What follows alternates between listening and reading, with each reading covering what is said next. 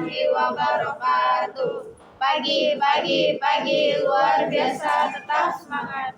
Baik, berdiri saya di sini adalah untuk mempresentasikan hasil resensi saya tentang buku yang sudah saya baca yang berjudul Public Speaking Mastery yang ditulis oleh Hongki Hoyanto dan diterbitkan oleh PT Gramedia Pustaka Utama. Jadi sudah jelas dari judulnya ini kita tahu kalau buku ini memberikan tips-tips untuk menjadi seorang public speaker yang sukses. Nah, jadi untuk menjadi seorang public speaking tentunya kita memerlukan banyak sekali latihan, menguasai beberapa teknik dan juga praktik-praktik bagaimana cara kita untuk mengatasi rasa gugup, rasa malu dan lain sebagainya.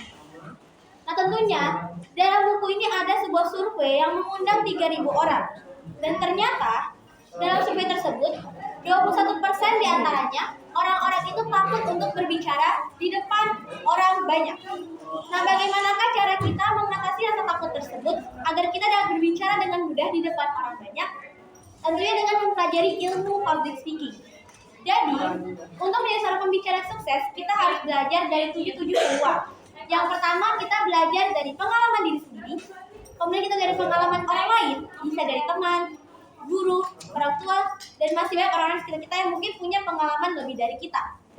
Kemudian berbicara ketika ada orang yang ingin mendengarkan. Jadi jika ada orang yang memberikan kesempatan untuk berbicara, ya gunakanlah kesempatan itu sebaik-baiknya.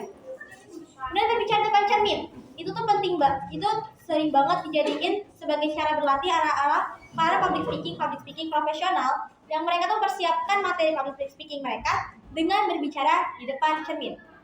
Kemudian berbicara ketika sedang berkendara. Mungkin beberapa dari kalian ada yang mungkin sambil ngomong-ngomong kecil, sambil naik motor, sambil naik mobil, itu mungkin bakal membantu banget untuk melatih public speaking skills kalian. Kemudian berbicara di kamar mandi. Ya, berbicara di kamar mandi. Ya, mungkin ada juga yang nyanyi-nyanyi di kamar mandi, tapi kan juga bisa pakai untuk melatih kemampuan berbicara itu. Kemudian berbicara kepada siapapun yang ingin mendengar. Ya kalau ada teman kalian yang ingin mendengar cerita kalian atau mungkin kan ingin sharing ilmu, ya kalian juga bisa memanfaatkan kesempatan tersebut untuk belajar berbicara. Kemudian berbicara ketika ada kesempatan.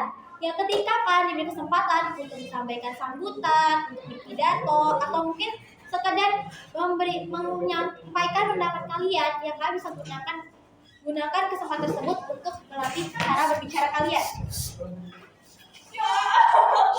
Oke, nah lanjut. Dan kemudian ada yang namanya dari sini ada memiliki banyak rahasia untuk menjadi seorang public speakers profesional. Nah tentunya untuk menjadi seorang yang profesional, entah kita mau public speaking, akademis, non akademis, atau bahkan di bidang-bidang kita sukai, kita ada yang harus namanya mastery atau penguasaan secara mendalam. Jadi untuk menjadi orang yang sukses, tentu kita perlu latihan. Latihan yang diperlukan itu memerlukan waktu yang cukup lama. Bahkan seseorang yang sukses yang kalian saat ini itu bisa aja mereka menghabiskan hampir 10.000 jam untuk berlatih. Jadi tekniknya kita penguasaan teknik yang cepat, penguasaan teknik yang tepat, tapi juga dengan durasi waktu latihan yang lama. Seperti halnya public speaking juga memerlukan jam terbang yang lama. Itu yang membuat kita bisa menjadi seorang pembicara yang profesional. Kemudian di sini juga diajarkan tentang bagaimana cara kita mengenali audiens. Audiens itu berbagai macam banget jenisnya, bentuknya, dan bagaimana watak mereka dalam mendengarkan omongan kita. Tentunya sebagai seorang public speaker kita juga harus tahu bagaimana watak mereka atau bagaimana sikap mereka untuk menyikapi omongan yang kita bawakan. Jadi kita juga harus target audiens yang kita sampaikan. Misalnya yang mendengar kita adalah anak-anak. Ya kita tahu karakter anak-anak itu bagaimana dan kita harus memilih topik yang tepat untuk berbicara kepada anak-anak tersebut. Itu yang menjadi kunci kalau kita tuh bisa didengarkan dan pembicaraan kita tuh bermanfaat sebagai seorang public speakers. Kemudian juga ada sini belajar tentang teknik-teknik pernafasan, bagaimana pernafasan dada, pernafasan perut. Jadi buku-buku ini, tips di buku ini juga dipraktekkan di komunitas-komunitas public speaking bagaimana mereka belajar. Kemudian ada juga bagaimana cara kita berbicara walaupun mendadak atau misalnya berbicara tanpa ada persiapan sama sekali. Misalnya kalian belum sempat berlatih, kalian belum sempat mempersiapkan omongan kalian, kalian belum sempat mempersiapkan struktur dan pembicaraan kalian. Nah, jadi di sini di buku ini juga menjelaskan bagaimana caranya. Tentunya kita jangan panik dan harus bersikap tenang.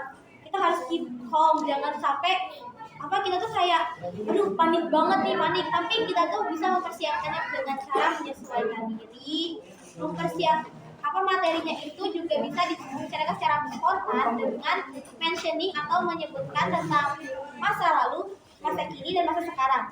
Misalkan tiba-tiba disuruh sambutan nih, ya udah kalian coba aja mention, misalnya sambutannya tuh untuk pelantikan kepala sekolah, ya kita mention dulu kayak bagaimana kepala sekolah itu di masa lalunya, teman-teman jadi kepala sekolah ini, terus bagaimana di masa sekarang dan harapan kita di masa depan.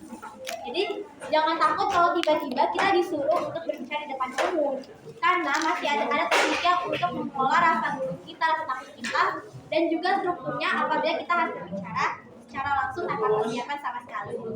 Itu sekian yang dapat saya sampaikan dari hasil presentasi saya hari ini. Kurang lebihnya mohon maaf. Saya harap bermanfaat. Sekian dan terima kasih. Wabillahi taufiq wal hidayah. Wassalamualaikum warahmatullahi wabarakatuh.